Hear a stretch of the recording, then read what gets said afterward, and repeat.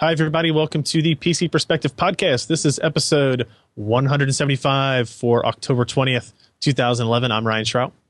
I'm Jeremy Hellstrom. I'm Josh Walrath. And I'm Al Malventano. We have just a few short hours before I am back on a plane, traversing the world. This time, though, we did get to record the podcast. I'm not in a hotel room. I'm glad about that, although Twitch being recorded tomorrow will be in a hotel room. We do have quite a bit of news and stuff to go over. Not a whole lot of in-depth, not a whole lot of actual reviews of items for people that are on the show, but a lot of good articles and content on the site. And we'll get into some emails if we can that we left from last week due to time. But let's first start off with the, let's see. Actually, Steve posted a review of the MSI Z68A GD80 motherboard. So this is a Sandy Bridge Z68 chipset motherboard. We've talked about the Z68 chipset quite a bit here. We know all about it. We know its capability with the SSD caching, which is a feature I think Alan really likes and that I really like as well.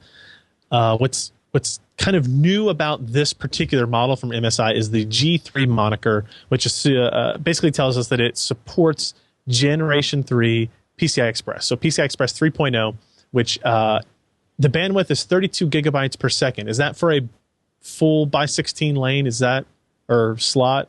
Can't remember exactly. That's got to be what it is, right? It's 1 gigabyte per second per lane for PCI Express. Per direction. Yeah. Per direction. So 32 gigabytes per second total available bandwidth on a by 16 slot. So this motherboard supports it. What's interesting is there are no processors out that support PCI Express 3.0 yet. There are no graphics cards out that support PCI Express 3.0, but this motherboard supports it. You might be wondering, well, what's the use of that? Ivy Bridge processors, when they come out sometime next year, probably talking February, March timeframe, are going to integrate PCI Express 3.0 controller in, in them. So you will have a motherboard capable of supporting that processor and that generation technology. When will we see graphics cards that use PCI Express 3.0? I don't know if any of you guys have heard anything different. Jeremy being the news hound, when we might actually see cards that support PCI Express 3, my indications are not anytime soon. Like even with the AMD 7000 series, I'm not even sure if we'll talk about that rumored release coming up, if those will even support PCI Express 3.0. Jeremy, have you heard anything else from any other kind of rumors and news sites? Not really, no. It's, MSI is really ahead of the game on this, and it's mostly so that when the CPU comes out that supports PCI Express 3.0, they can say, hey, your chip supports it. Yep. Don't mention the graphics card. Don't mention the graphics card. Right. So it's interesting. One of the things MSI had often told me was one of the benefits of PCIe 3, even in current systems, might be found with high-end PCI Express solid-state drives. So I'm curious, Alan, if you think this would actually be the case. If you have, let's see, what's the latest Revo, the R4? Is that the most recent one? Yep, the R4. So that you're saying do you think that would actually run faster on a PCIe 3 bus than a PCIe 2? In our testing, it was saturating PCI Express 2 as many lanes as it was given. So, yeah, they're already hitting the limit, right? So if you double the bandwidth.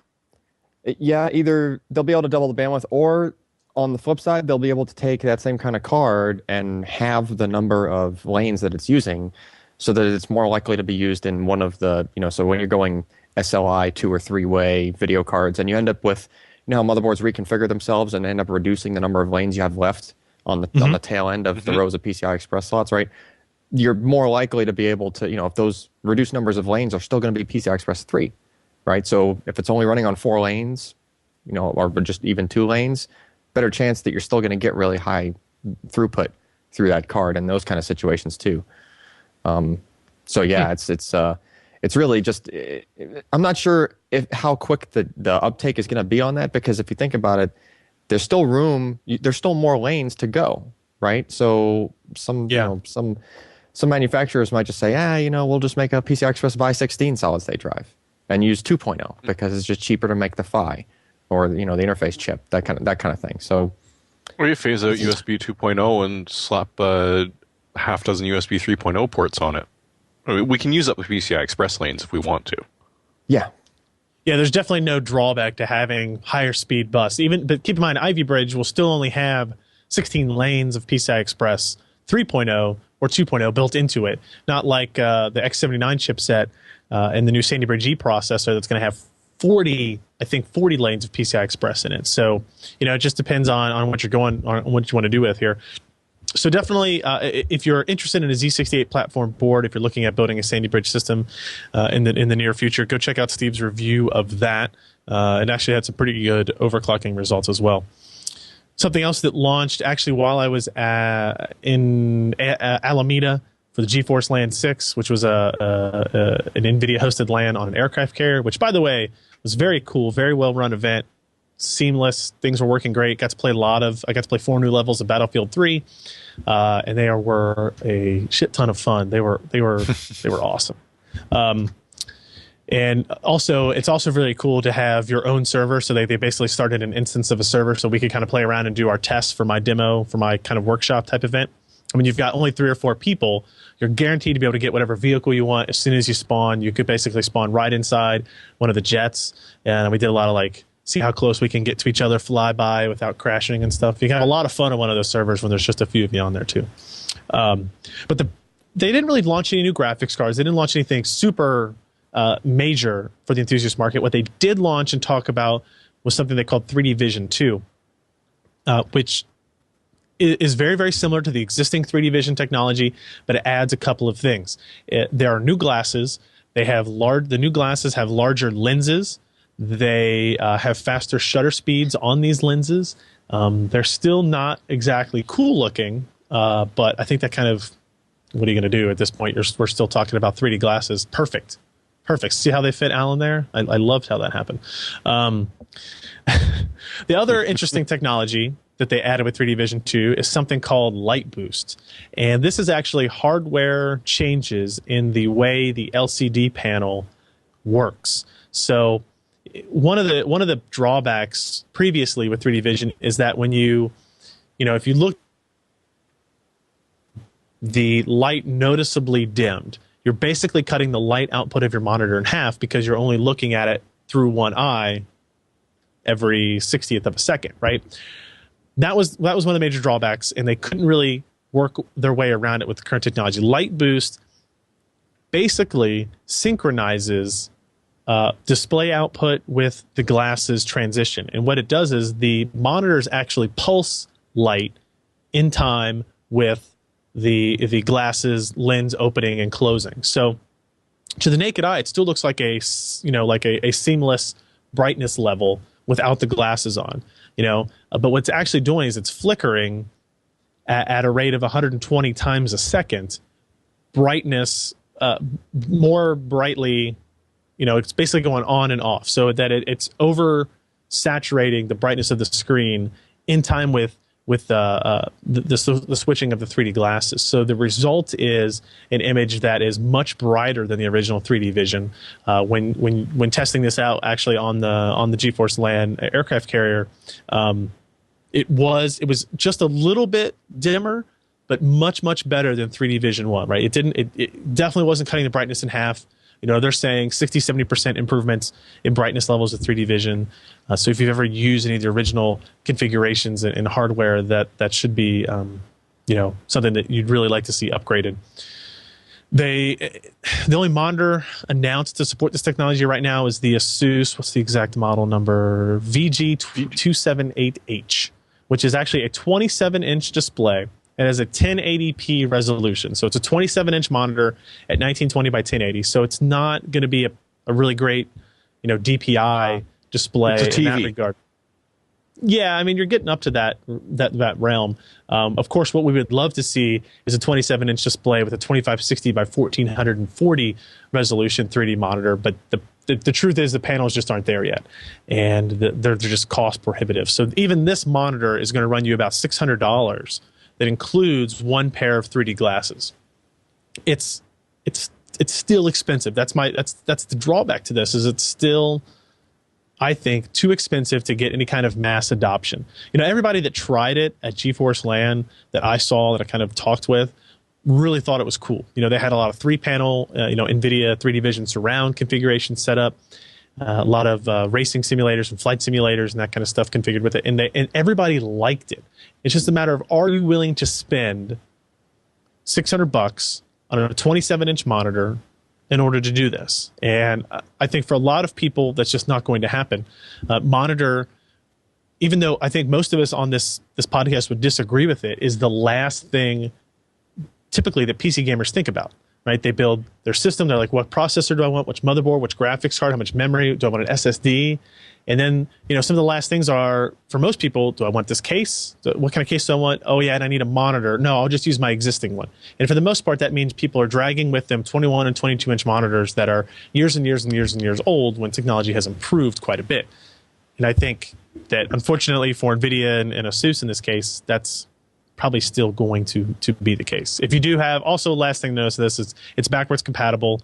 If you have current NVIDIA 3D Vision configuration, you can buy these new glasses. They will, you'll get the benefits of the bigger coverage area, the 20% larger windows, 20% larger lenses, and those will still work. And then if you buy a new kit, you can use the old glasses with it if you want to have multiple people looking at it at the same time. So you'll have that capability as well. So if you want to check out, I did a little preview article.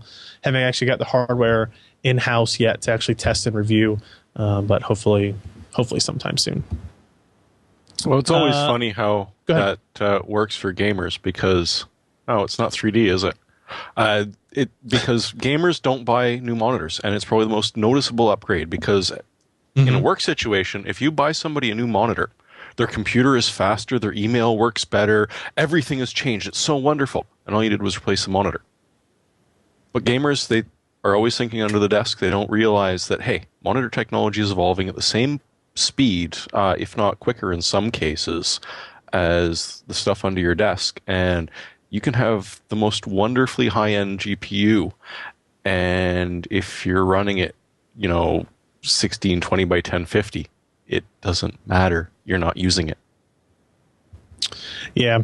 It'll be interesting. We'll see if that catches on. I've got a 3D monitor here that was actually sent to me by AMD that we're going to take a look at. That's a little bit lower cost.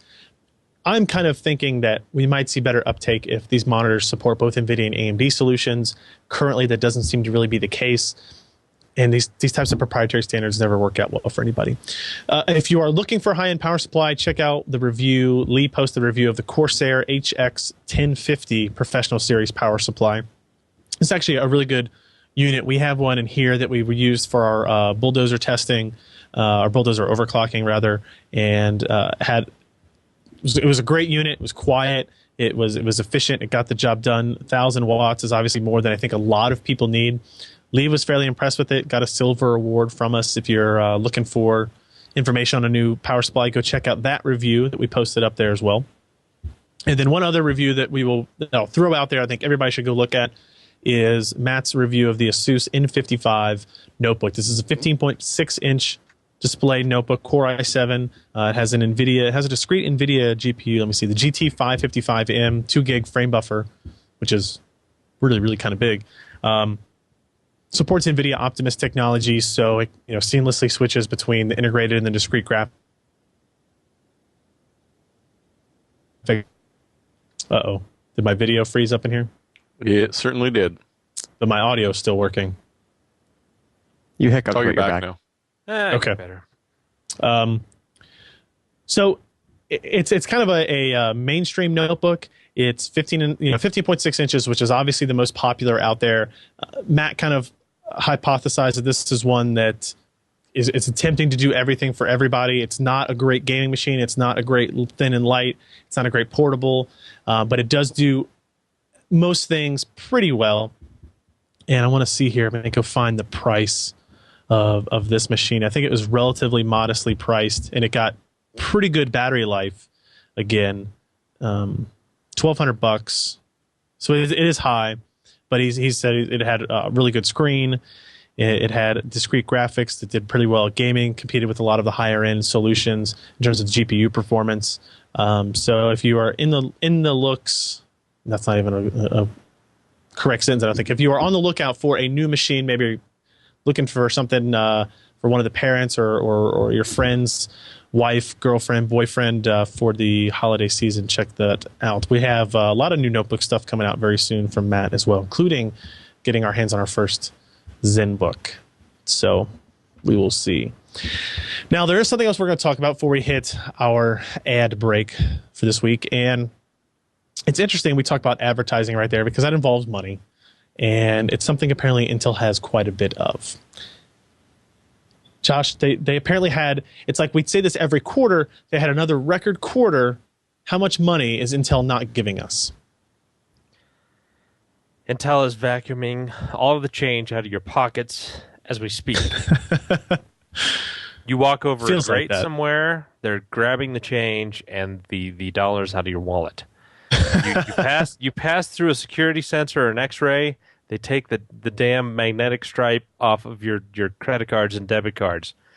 They've just made so much money. This quarter they had like what, $14.3 billion in revenue, gross revenue. They came away with something like $3.3 or $3.2 billion in net income. That's money that's essentially free and clear that they can do whatever they want with.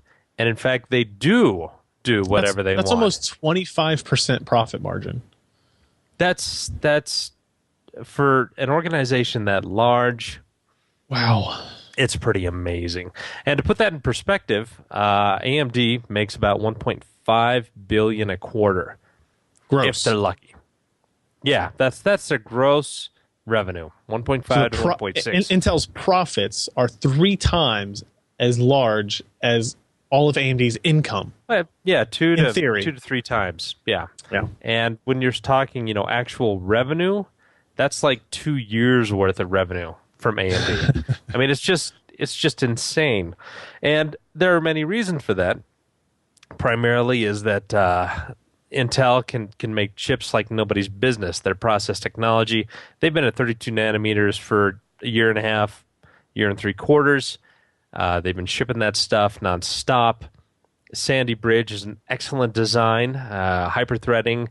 It's 2/3 the size of Bulldozer, which is also a 32 nanometer product, but came out, of course, a year and a half after Intel. Bulldozer does not work nearly as nicely per clock as Sandy Bridge. Its thermals and power draw, again, are not nearly as nice as what Sandy Bridge has.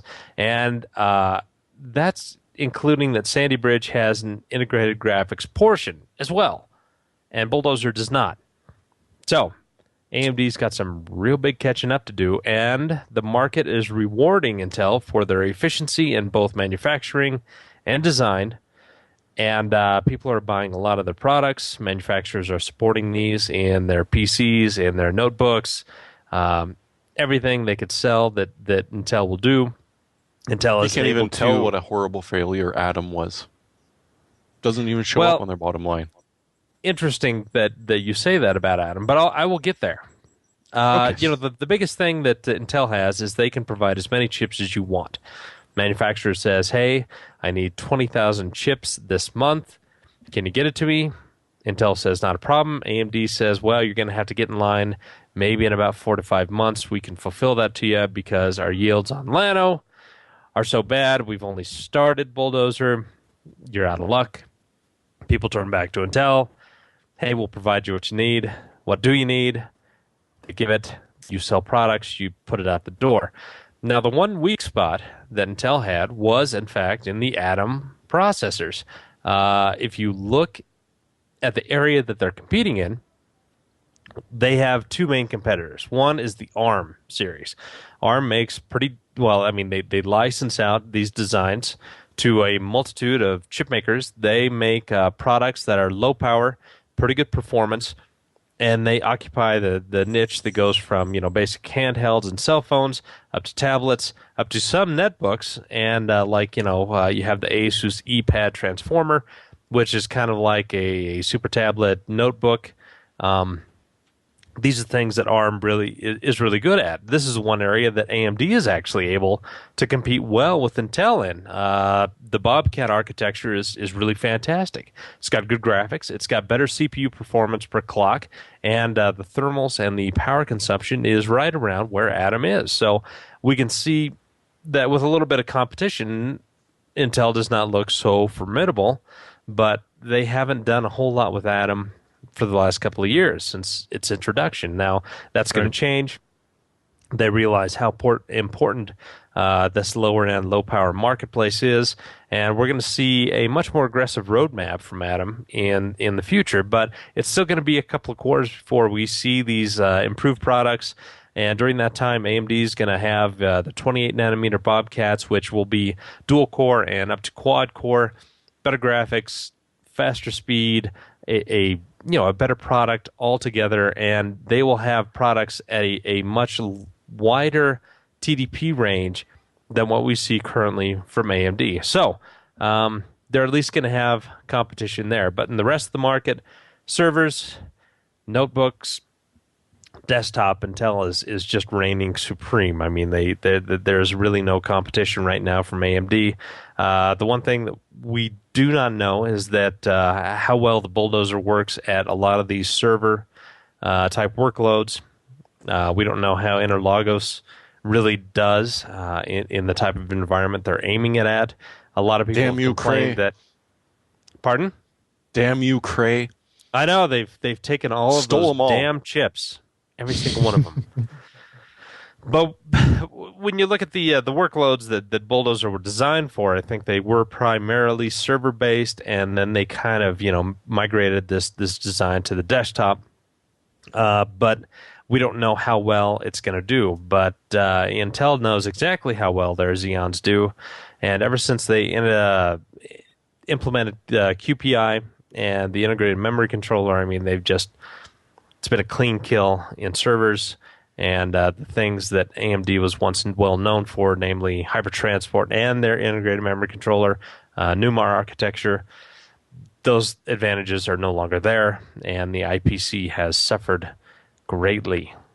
So Intel has got some pretty good quarters ahead of them, and it really won't be until maybe Q2, Q3 of 2012 where we will see some updated products from AMD to possibly, provide a little bit more competition. But when we start looking ahead that far along, we're going to see that Ivy Bridge, namely the 22-nanometer products from Intel, they will be out by that time. And so AMD will certainly not be aiming at a standing still target. Stationary target. Standing still. I like standing still better. We had a couple of comments in our Google Plus thread. We posted this news on there, and some people were like, I only buy AMD stuff because of this. You want to support the little guy. What we don't need is another kind of technology monopoly. And there's a lot of validity to those comments. And I completely respect people wanting to purchase AMD parts because they want to support competition. They want to get, put as much pressure on Intel as they can. However, in a lot of ways, Intel has, I think, done a pretty good job not kind of sitting on its heels, right? They don't need to create new products to compete with AMD in the high end anymore. And I was one of the people that when Sandy Bridge came out was a little disappointed that there weren't any faster parts than the 2600K, priced at $350 or something like that, right? So we're used to seeing a $1,000 part, $500 part, $350 part, and then on down. And those were always aspirational products. They weren't big sellers, but they pushed performance a little bit further. And that's what, in the old days, when Athlon was new and we went back and forth with Intel and AMD and those things progressed a little better, I was a little disappointed with 2600K. But if you look at Sandy Bridge, here's a platform that's going to come out that really doesn't need to exist. They could have sold the Xeon derivative of this and never released it to the enthusiasts, and they've been like, look, and we released a 2700K, and Bulldozer can't keep up with that. We're still way ahead of the curve here, but they are releasing the X79 chipset. They're going to release new processors. They're going to be 6-core, 12-thread, those types of things that are going to jump up above Sandy Bridge performance. So I still agree with that mentality, and we don't want a monopoly, I guess is what I'm trying to say. But all things considered, Intel hasn't exactly just sat back and let things pass them by. Maybe that is happening, and we don't really know it yet. Next year nothing will come out unless Pile Driver tends to push things forward, which we'll see. But yeah, it's interesting. It would be nice to have Intel maybe donate some of that money to anybody who's ever existed in the same way that Apple or maybe they could buy some advertisement from you. That's a thought. With that $3.2 billion. That's a thought. They could buy advertising. Like one banner a day, $1 million. Boom, easy. They would never even notice the money was gone. Never even notice. All right, we've got some more news to get to here, but before we do that, let's take a quick break and thank our classic today's podcast sponsor. All right, thank you, MSI, for that. Let's get into some news this week. Jeremy, you posted, I believe this was you, posted a little story about overclocking next generation Intel CPUs. This was kind of something we picked up from VR Zone.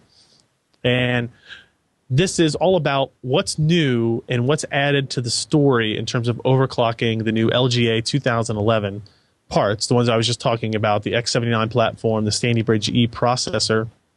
Do we know exactly? We don't know exactly yet what is new in this part, but what kind of ideas are you getting based on some of the reports like this one from VR Zone? Well, essentially what they're talking about is Intel sort of abandoning the whole, no, we don't like you overclocking, or if you do overclock, everything has to be linked and brought up together, which means it's going to very much limit you as to how far you can overclock it. Mm-hmm. They're sort of divorcing that. So they're going to let you do frequency in 100 megahertz increments. The memory frequency is going to be unlocked from that and at 266 megahertz increments. And the base clock is in a little bit more than 1 megahertz multipliers, 1.25 or 1.67.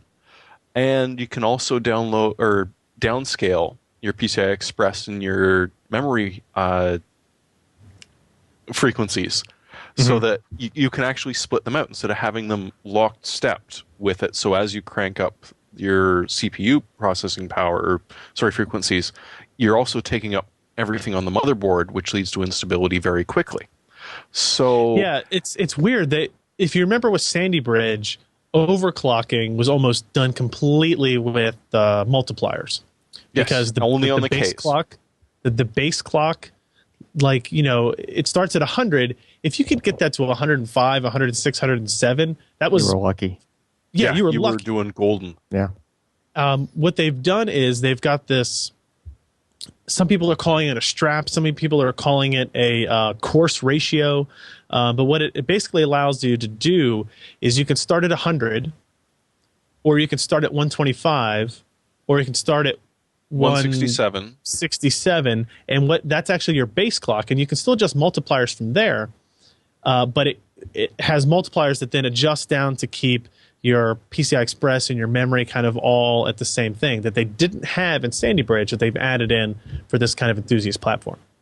And it gets even better, because then when you're talking about Haswell, the one that's going to come after that, they're going to have the core of the GPU, which is still on the processor, but now you're actually scaling those at separate frequencies. PCI Express, memory, of course the base clock. So Link's Point is actually going to be so overclocker friendly that AMD's got to be grinding their teeth pretty hard, because they've always been a little more forgiving for overclockers. There was a point where Intel pretty much locked every single thing they put down, and you had to get pretty inventive if you wanted to try and overclock. It looks like the new Sandy Bridge E parts, at least at launch, are going to be all unlocked. I don't know if that's going to continue. They might release some lower priced parts that maybe are slightly locked, or a little bit locked, or something like that are lower priced. But I think they're mad that Bulldozer they're making a new enthusiast part. Yeah, but no, Bulldozer's knocked Celeron out for best overclocks. So Intel's getting a little jealous. Let's see what else happened. Oh, we talked about Gen 3 board last week when I was out in San Jose. I actually got my hands on an ASUS P8 Z68 Deluxe Gen 3 board. It also adds PCI Express 3.0 in a very similar way to what the MSI GD80 G3 board that we talked about at the beginning of the show does.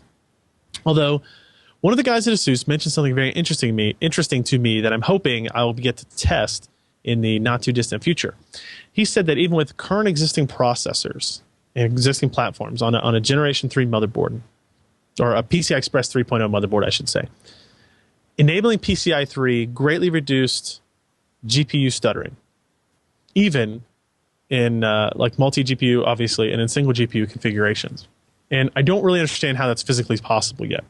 But he would say, basically, in the BIOS, you could switch the PCI Express lanes from PCIe 2 to PCIe 3. And when you switch it to 3, you'd see some stuttering at the beginning of some games. And when you switch it to 3.0, you would not see that stuttering. So I'm not exactly sure how that happens. I'm not exactly sure.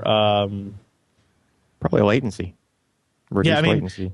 It is. Yeah. There is reduced latency on PCIe 3 in addition to increased bandwidth. So it's interesting, right? In this, if that turns out to be true, and that's what I'm hoping to get one in to be able to test and play with, it will be a totally worthwhile reason, I think, to get a PCI Express 3 motherboard if you are a multi-GPU gamer. So could be interesting.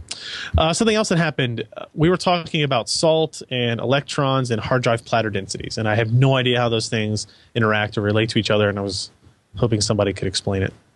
I can take that one. Okay.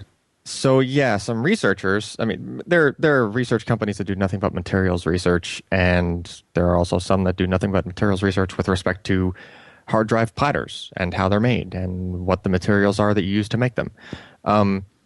So with the current technology, they do this process called sputtering. They basically take some form of an alloy that's, magnetic, and they go through some crazy super proprietary method of getting it attached to the disk, right? Your hard drive, your disks in your spinning hard disk are not just solid metal. They're usually glass or some form of ceramic or something. And that's most of the disk surface. And then the actual outer surface of it is this sputtered material that just makes this really thin layer of magnetic material. Now, what makes up the domains, because they have to be split into some kind of domains. If you just had a solid hunk of metal there, it would just have one big north and one big south, right? You wouldn't really have any bits on there. So somehow it's basically split up in some way. Now, usually this is just done by the mechanism of, it's like a chemistry sort of thing, and it's not really defined. You can't make tracks. It's just a bunch of grains. It's like you dump a bunch of sand on the ground, you look at it, it's all sort of scattered around. That's how grains look, or the magnetic domains on a hard drive surface. So when you go to write a bit to this thing, you have to sort of spread the bits over a few of these grains, because you can't just catch one, because it's not necessarily going to be right on the track that the head is moving across, right? So you just sort of have to catch a few of them and go, okay, I stored a 1 there, I stored a 0 on this next group, right? So this research firm, what they did was they're like, all right, look, we want to figure out some way to make the grains ourselves, make the distinction ourselves. So what they did was, and the weirdest thing of all things to figure out, add some generic, ordinary NaCl, like table salt style sodium chloride. Without the iodine. Yeah, without the iodine, of course. That probably messes up the sputtering. The chemistry there significantly, yeah. Yes, absolutely. But so it'll they add make some of this in there. the hard drive's thyroid feel so much better. Nice. Well, they add this to the mix, and then they can hit the surface of the platter. Once it's on there, they can hit the surface of it with an electron beam lithography, which is extremely fine definition lithography, right? You're actually not using any kind of light to do this. You're not like how they make CPUs. You're using electron beams. And they're able to basically make the domains with that. And what they can do is they can make a pure honeycomb style pattern out of those grains that I would imagine would just be 1 line per track, basically. And on top of that, they can try. Their goal is to get 1 bit per grain, right? So now you don't have to spread them across or just hit whatever grains you're happening to hit. You're actually able to do a 1-for-1 ratio here. So when you combine all that stuff together, it's supposed to give a 6 times increase in the effective density of what bits you can store on a platter. So modern hard drives right now are like it's 0.5 terabit per square inch, and this tech is supposed to get it up to 3.3 terabits per square inch. So, in theory, you could take a 1 terabyte hard drive, and it would just be a 6 terabyte hard drive with mostly the same technology in there. Obviously your heads would have to work a little bit differently. They have to be narrower because now your tracks would be even narrower. But what used to be the limit there was not necessarily the head, it was the grains and just how many grains you can fit on there and how they were defined. So just when we thought, solid state was going to take this over pretty quick, all of a sudden somebody comes out of the back room and goes, hey, I figured out I threw some salt in there and and it worked. The most obscure thing, right? It's like, so there it was in the back. We were laying the layers on and I was eating these McDonald's fries. Yeah, and I got some on my fingers, salt off of there, French fries, and all of a sudden my hard drive stored 6 times the data. Either way, nice. Good stuff. All right. I'm all for so this was a rumor that came out last week. AMD may release 28 nanometer Radeon HD 7000 series GPUs in December. This is actually a report that we got from Tom's Hardware that they actually sourced through, I don't know, like a Scandinavian website or something. I can't really remember exactly what it was. Let me find out here who the original guys are. Nope, no idea. Can't find them. So the idea is there could be 28 nanometer based Radeon 7000 series GPUs out before the end of the year.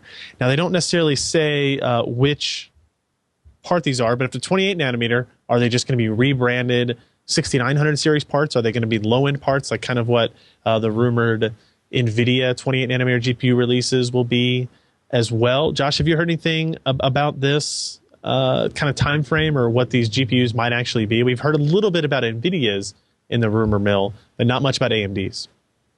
Yeah, well, we were expecting 28 nanometer stuff this past September, about 6 to 8 months ago, but unfortunately for AMD and NVIDIA and these other guys, TSMC and Global Foundries have had issues getting 28 nanometers out of the blocks. And so at first we were expecting some of the lower end parts based on the VLIW4 architecture to be hitting around September, October.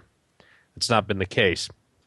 No, a lot of the high-end parts have been taped out for the past couple of months, and we're pretty certain that a lot of the products have actually, are in silicon. They're back at the labs and being tested. And so what they're planning to do, it sounds like, is go with some very limited production of 28 nanometer parts. And if you're doing limited production, you do not want to do low end. You're just not going to be able to pay for it. It's very risky to do this kind of these kind of wafer starts, and so you want to have it at the high end. So I'm pretty sure, and don't hold me to this, but I'm pretty sure that the first stuff that we'll see coming out in December will probably be the higher end parts that they're going to have the higher margins. They're going to be able to pay for themselves, and it would be a better idea, especially if you're doing limited production. If you're just going to have, lower, smaller dies, I mean, you could kind of weigh things out and say, well, I can fit, 3 times as many of these low-end parts on these wafers. But it kind of seems to me the way that risk production is that they're going to go with a higher-end part, and then once more wafer starts are made available, we're going to see the mid-range and the lower end be represented in the 7000 series and the 28 nanometer. Does that sound reasonable to you, Or am I It just does. out smoking? I mean, it does. It'll just be. I mean, there's two options, right? There's one is you get the high end out first to kind of cover the low yield, or you can't get speeds up high enough that you need to get those high end parts out. So you have no choice but to release low end parts. And maybe because yields are so bad, maybe TSMC gives you a good deal because that wasn't your original intention. It sounds to me that if that happens, both NVIDIA and AMD will be in the same boat because they're still both using the same foundry for this at this point in the generation. So I think we'll know sooner rather than later. Obviously, if somebody is posting like a December 1st. Are you kidding? Eventually, we're going to find out. That makes no sense. If you just keep listening to the podcast, eventually we will know the answer. Maybe later tonight. Depends on how much we drink. You never know. What else happened? This was kind of cool at GeForce Land 6. We saw EVGA show off an X79 motherboard. They hadn't been in motherboards in quite a while, I guess. They demoed the X79 Classified. Apparently they're going to have 3 models, the SLI, FTW, and Classified. Yes, I did say FTW. The Classified board shown here in our lovely video actually includes 5 full-size PCI Express by 16 slots in one single PCI Express by 1 slot.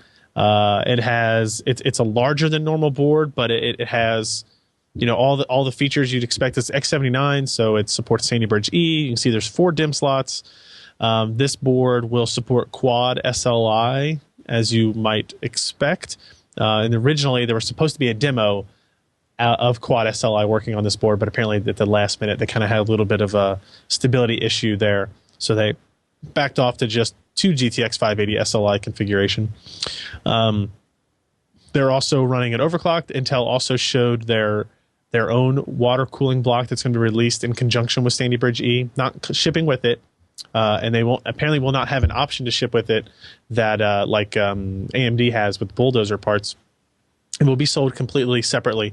The cooler and pump and all that was designed in conjunction with ASUS.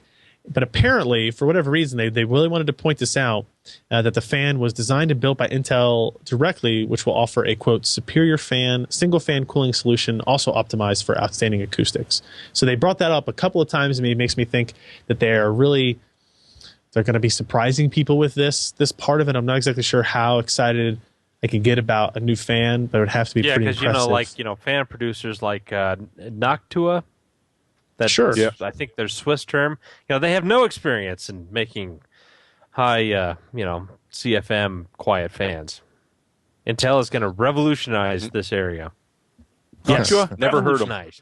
Or wait, heard of them. Nobody has done them before. So moving on past that, that's really new stuff. Let's talk about some really old stuff. Are they going to do an SR2 Blackbird again? Are they going to try for the dual GPU again? So there will be dual processor capable Xeon-based CPUs. But I don't know. EVGA was the only one that did it for, the last generation, for the X58. Yeah, like the X58 generation. I don't know. Yeah. My guess is that wasn't a very profitable expenditure. It's still for sale. And there are still people buying them. Yeah, like one or two people. I don't know. I'm jealous. I understand. But so that's new stuff. Let's talk about some old stuff with Jeremy. You wrote a little post about the microprocessor turning 40. I wonder if you could enlighten me, because I do not remember any of this. You probably don't remember it either, but something about a Motorola 6500. It sounds like a cell phone to me. Oh, no, that was further on in the game. It was the 4004, which I missed by 4 years, strangely enough. I missed it by 1 year. Yeah, so I mean, Josh is the same, except apparently you can argue that the F14 Tomcat did have a processor in it that was older, but we didn't learn about it till 1999, and well, you couldn't go out and buy the thing, so it doesn't really count. So we're saying 40 years ago, as of this week, the microprocessor, as you know it, is 40 years old. That's... Give me some statistics that make my head hurt. So, 740 Well, it was 740 It's kilohertz. an 8-bit processor. Yeah. Da, da, da. You could keep that many addresses in your own head. Yep. 4-bit processors. Yeah. 740 kilohertz. So that's 0.74 megahertz. Is that correct? Yes. Yeah. 0.74 megahertz. Okay. Yeah. Point of reference: the Commodore you- 64 did 1 megahertz. Yes. And had 64 addressable bits. My God. It was amazing. It's full of stars. We went through times when flashing a BIOS actually meant that you were flashing a BIOS. You had a cutout card you put over top and shone a very strong UV light over top of it. Mm-hmm. And This is crazy. I think you guys are making this up. No, that's you how look at that chip, and that's that how you chip will erased actually them. be affected by light. Yep. That's what the Windows were. The EEPROMs. Man, the past was weird. Yeah. Before 40 years ago, they didn't even have these things. You had What did they You had- count with? the calculator Punch used to be a cards. job description. Most people could count to 21 if they're a male. Yeah. Slide rules? I mean, 22 for females. ugh, weird. It's the pretty past cool. 40 I years. mean, it's almost, I don't know. Obviously, we take all this for Retro? granted. Blah blah blah. Old people say this all the time. I see slide computer rules and and the calculator slide rules used are to like be museum job devices. description. Yeah, a For computer example, was on the actually the USS Hornet that GeForce LAN was at was the aircraft carrier that picked up the astronauts from Apollo 11 when they landed back on Earth. So this is the first place they walked after they returned from the moon, and it's funny to walk around and see the controls and they have a quote an analog computer that they used for navigational Navigation. purposes and stuff like that. It's All gears and yeah. But yep. Yep. Funny to see. And our whole world, nuclear warfare was created on that. Mm-hmm. There were Nuclear. Slide rules and punch nuclear- cards, baby. nuclear bombs were invented on that. Your Uh-oh. FPU is a slide rule. Literally. Yeah. With 2 hands and a slide rule. So let's talk about benchmarking Bulldozer and the sad smiley face that Jeremy posted with it. This is actually a really good story over at Tweaktown. One of the things we talked about at our Bulldozer launch was, hey, if you're going to do gaming at high resolutions, 1080p, your performance differences are very minimal in that regard. Tweaktown did something that I didn't have time to do yet, and that was to test 3-way SLI. Is that what they tested? Crossfire Yeah. X. Three Crossfire cards. So 6970 Crossfire times 3. And they compared it in games like Hawks 2, Mafia 2, Lost Planet 2, Metro 2033, Dirt 3, etc. And they compared a Core i7 2600K to a Bulldozer FX 8150. And Jeremy, would you tell me what? They compared the best overclock they could get from the two processors. Because that is something that people might complain about is the 2600K was actually running at 5.2 gigahertz versus 8150 at 4.76. Is that on air? I'm thinking, yeah. I don't think these maybe on a self-contained water cooler from Corsair or maybe on something, that. but nothing special. Nice. But so there are people that do complain that, hey, they weren't clocked at the exact same speed, like, that Phenom that Ryan used. Right. So we already know the computational power is not going to match. We've already seen that and shown They say it. they used a Corsair H100. So they were using probably the highest performing self-contained water cooler to get those. But what were the kind of benchmark results? On every single game except for Alien versus Predators, and that may just simply be because Aliens versus Predators couldn't max out both the GPU and the CPU, the Bulldozer fell far behind. Not cripplingly far, but noticeably far. Not 1 or 2 frames per second like some reviews crank up the scales so that, a 2% difference looks like that. No, you're talking about 3/4 the performance in some, 2/3 in others. It's not a pretty sight. Take Metro 2033, for example, at 1920 by 1200. The difference was 108 frames per second versus 87 frames per second. And that was probably about as close as they get other than the AVP result that you came up with. If I look at Far Cry 2, we're talking about 200. Wow, is that right? 249 versus 142. Yeah. And then minimum frame rate differences of 150 and 80. And that's at 19 by 12. So what was the delta in clock rates between the Intel and the 500 megahertz or so? 5.2 versus 4.7? Yep. Huh. So it seems like Not the difference in the output is actually even worse than the difference in the clock rate. So those complaints are sort of silly. Yes, it is. Yeah. The math doesn't lie. That much clock speed is not going to make a difference. Aliens versus Predator sort of proves that in that, hey, here's one that's pegged out. And like Brian did, we already know for core processing, it's not quite as good. For gaming, hey, if you're going to spend a lot of money on a gaming rig, don't blow $200 in your processor just to get a Bulldozer. Yeah. Sorry, AMD. It's unfortunate that these results are out there. Again, I don't think very many people are using 6970 graphics cards, so it's maybe not that big a deal. But that's one way to kind of get rid of the GPU bottleneck. Still go at high resolutions and see what the processor can do. It does take a chunk out of the chipset as well. Yeah. Alan, let's talk about the SandForce SSD issues. We've already talked about the issues quite a bit, but it looks like there may be a fix for OCZ drives and potentially other drives in the very near future. Right. There was so now finally we've heard something from SandForce themselves came out. They didn't not sure how they came about putting out this info, but SandForce released they have their own like core firmware that they push out. It's the firmware that's, think of it as like OEM grade sort of firmware. This is our, this works for our chip. And then some other companies take that and they tweak it in some different ways. Like OZZ uses that as part of their distinction between some of their products. And most of the other companies just take it and then they slap their name on it and then they push it out as, okay, here's your firmware update for your whatever, insert SandForce, whatever model here. Well, SandForce came out with one that noted, hey, we think we found what was causing these issues that were causing either blue screens or your drive to just go away completely.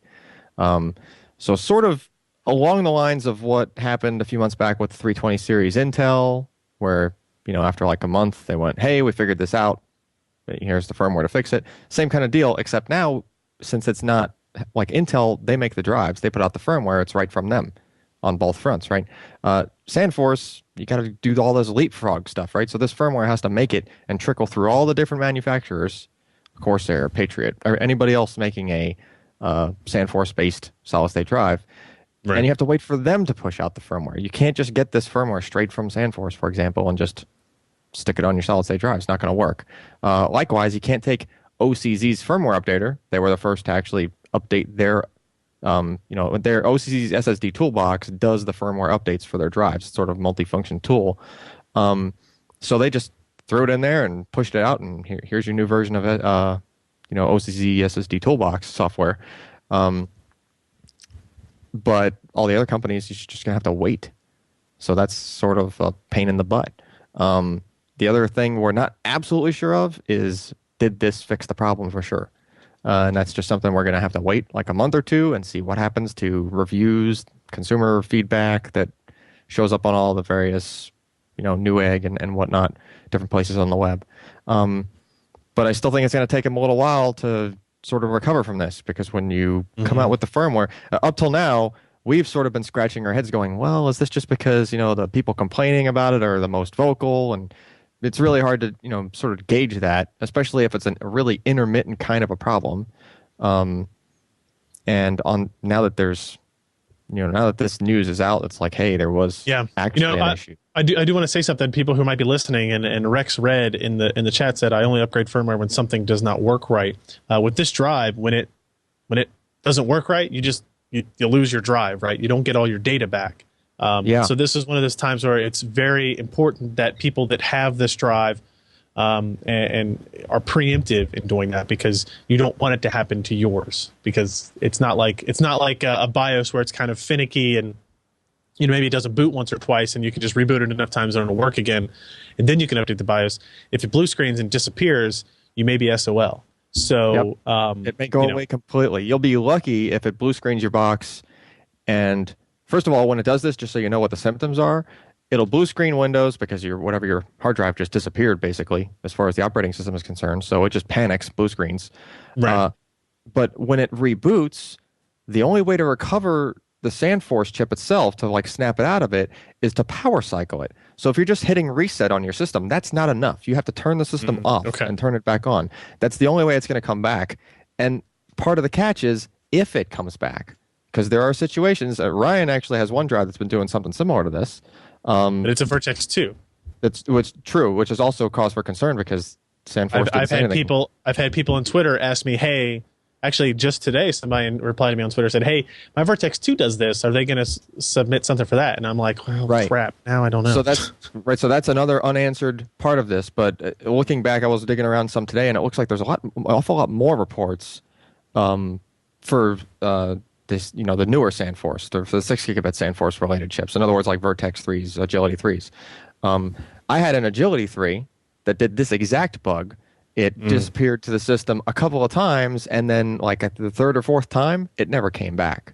So consider yourself lucky if your system blue screens and that's your wake-up call, and you reboot, you download the OCC Toolbox, you do your update, and it's good. Then you should be happy for yourself that you caught it before it died. Because the only way to recover it when it does go away completely is just to RMA the thing, and you're not going to get the same drive back, and you're not going to get your data back. So fair enough. Use caution. Pay attention to that, ladies and gentlemen. Our last little bit of news here is John Petty sees IGPs dying in the next year. Jeremy, correct me if I'm wrong. By IGPs, he is specifically referring to chipsets that have integrated graphics on them, right? Yes, specifically chipsets. Okay. Because John Petty would also like to report that water is wet. Yeah, the exactly. sun is hot. And if you look directly at it, you could suffer some retinal damage. That's exactly my thing. It's like, okay, well, nobody's making chipsets with integrated graphics anymore. NVIDIA's out of that business. Intel's basically out of that business. AMD and Intel both moved it onto the processor. This makes sense. But what is interesting, I think, from this report is not that fact that by 2013 there will be no integrated chipset sales, but that he says the discrete graphics market is not going to be affected, at least through 2016, by the increase in integrated processor graphics, heterogeneous graphics, whatever you want to call it, whatever term he happens to use for these things. If you look on this, I don't agree with that. I don't agree with it either, but he gets paid more money than I do to say things. So if you look at this graph, you see the red is, IGP is integrated graphics. If you look at the graph and you see this green area, that is, damn it. Intel's. That's Intel's, and then blue below it is AMD's. The heterogeneous maybe is the other AMD. way around, since Intel Yeah, green is AMD's, you're right, and blue is Intel's, and then the light blue at the top of it is the discrete. And while it doesn't look like, it looks like at 2013, it's discrete is not growing anymore, but it's also not shrinking, which I would tend to think is going to happen, right? So if you look at that graph right there, the kind of teal color at the top is, what does he call that? No, wait. Oh, no, I see. At the very, very bottom is discrete. Okay. Yeah. So he's actually got move. discrete kind of growing almost, maybe a little bit. And then the EPG, which is Intel's, you can obviously see that started in 2009, and it is getting humongous as it goes. And AMD's is actually getting pretty big too. And then the yellow bar there is, quote, area of contention. That's kind of where he sees his margin of error. So we'll see how accurate he is when we come back to this report in 5 years to double check. But the thing is, you look at the report a different way, and regardless of what he says as to discrete GPUs not being affected, if you look at market share, the market is significantly larger. The area that the graph covers goes all the way up to 800 by 2016. Yep. We're sitting at 2011, it's at 500. So market share will decrease, but unit sales may not decrease. Unit sales will not. So you have to be very specific about that, because unit sales may not change, but the market share is going to plummet. That I might believe with. That I might kind of stick with. Anybody? I mean, sorry, Alan, my day job deals with that. Yeah, so. that's good. I can see that. Yeah. Okay. But I definitely wouldn't now see that I GPU sales going down. Yeah. I wouldn't see discrete. I wouldn't see that just going away or being No, you know. and based on my discussion that I had last week, per slice of people doing that, but in terms of units and growth, as you can see, growth is constantly going. So I mean, it's always going to be profitable, and they're going to have growth. It's just not going to be representative of total PC growth.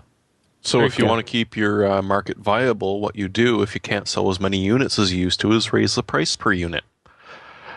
I kind of worry that this sort of spells a return to, NVIDIA not batting an eye when they put out a graphics card that costs $1,000. No, boy. Not a special version, but just a graphics card here. I hope you are wrong. I don't know. Because you look at it, AMD and Intel, they can address a larger portion of that 800 million or whatever it is units, whereas NVIDIA is very limited to that discrete section. So it'll be curious to see what happens. But I thank you for kind of pointing out that I was kind of reading that wrong, that while it was staying the same, its percentage-wise was going down. So, yeah, interesting news there. So we, due to time issues, we're going to skip our couple of emails we had lined up here, instead jump straight to our hardware and software picks of the week. I'm going to pick something that's a little bit dangerous. Not everybody should use it. I had an issue with one of these notebooks here. Actually, let me hold these up. So, in this hand is, wow, it's really taking up a lot of screen, isn't it? It's a 17-pound notebook. It's very portable. This is an Alienware M17X with an NVIDIA GTX 580M GPU in it. And then this is an Alienware M17X with a AMD Radeon HD 6990 GPU in it. And I actually have to use my head to balance I'm going to be doing military presses for the rest of the evening. Yeah, they're not light. It's the new AMD fitness program. I like the way this red one looks quite a bit. I don't know if I can show it, but it's just kind of nice. It's not as kind of plain maybe as the black one. Ironically, the red-colored one has the NVIDIA GPU in it. I've been doing some graphics testing on that. But on one of these machines, we had an issue where I unplugged something at the wrong time, and we had a DLL corruption, OLEADCC.DLL, whatever it was. And I copied it from one notebook to the other, or I attempted to, and I couldn't get permission to do that, no matter if I used command prompt. What was the tool you told me to use at one point, Alan? Replacer, where you drag in the old one, you drag in the new one, and it tries to do it that way. It couldn't do it either. So I was getting frustrated and ready to punch a machine. And instead, I tried one more thing called the Take Ownership tool. And it's a little bit worrisome because it's a registry edition. You put you double click on a reg file and you say, yeah, go change all my settings. And what happens is now when you right click on a file in the contextual menu, there's a new thing that says Take Ownership. And it will allow you to modify the file however you want. So you don't want to do this to a lot of stuff. Kind of defeats a lot of security issues, but I was able to right-click on that DLL file in the Windows system file, take ownership, and then delete it, copy in the new one, no problem, rebooted, all my errors went away. So it absolutely did the trick. It's probably like if Steve Gibson were listening, he would probably be screaming out in terror right now. Yes. But he'll do that in assembly. Yeah, but he'll do it in assembly. I had to do it to a review system, so I felt no discourse about doing that because I'm just going to send that back to AMD and it's their problem. But yeah, it's called Take Ownership tool, and you can look around and find it in several different places. And it's really just like a registry thing that you download and can use that way. So, and it means you don't even have to look at the security tab in Windows Explorer. Yeah, I mean, you can do that to whole folders if you're really gutsy or stupid or whatever you want to call it. So, or you could do it through Windows Explorer. Just do inherit parent permissions. Yeah, that's true. But it is easier. So, Jeremy, what do you got for us? Oh, we have had a recurring question over the years here at the PC Perspective podcast, which is, when are we going to have external GPUs for a notebook? Well, I finally stumbled upon something from Hackaday that will actually tell you how to do it. It will take the portable out of your portable computer for the most part. But thanks to a very well done write-up by Fatboy69 and a link over to the Notebook Review forums, by, playing around with the BIOS settings significantly. And, but there is a bit of work here. 69 just kind of physically impossible? Don't dare them, because there's a different rule there's a different rule, Josh. It will, but essentially they're taking either an Express Card 2.0 or 2 Express cards, or if you're lucky enough to have a PCI Express mini card add-in, they're able to turn those into something which can interface with a little tiny circuit board that will allow you to plug in an X16 PCI Express card. Now, the results, as you might expect, are a little bit limited. You are still running at either a 2X PCI Express 1 or a 1X PCI Express 2, sort of depending on chipset. If you're doing a Sandy Bridge 600 series, you're probably just doing a single lane on PCI Express 2, which is sort of better, but you're still 5 gigabits a second. So the benchmarks on the 580 that he decided to add to his notebook, just because, it's got to be a little better than the mobile chipset, hit just around 14,000 on the new Vantage. So about a little bit over half the performance that you'd see on an internal PCI Express 16 by slot. Like on a desktop system. Yeah. So, you are sort of limited, but at the same time, it does sort of prove that, as many of us have said, there's very little times that your graphics card is actually using all 16 lanes. But hey, a little bit of fiddling to get it to boot. Windows 7 apparently is a little easier. If you let it fall asleep, you can trick it into accepting this as the main graphics card if you plug it in and let it detect it. Can we get a hold of Fatboy69 and tell him that we want him to build me a system that can do this, or write an article for our website or something? Because this is awesome. I'm looking at his thread. It has tons of information there. I would love to see that in a featured article type format. Yep. The embarrassing thing is that he does link to the Notebook Review in their forums, and they have a thread. It's well over 500 posts long that sort of started back in 2009. It's on 615 pages. Yeah, which they originally started figuring this out. So for those in the know, there has actually been an answer for a few years now. For those of us that can't read everything all the time, well, we finally caught on to, and guess what? I think your hits are going to go up. Alan, I got your weekend project for you.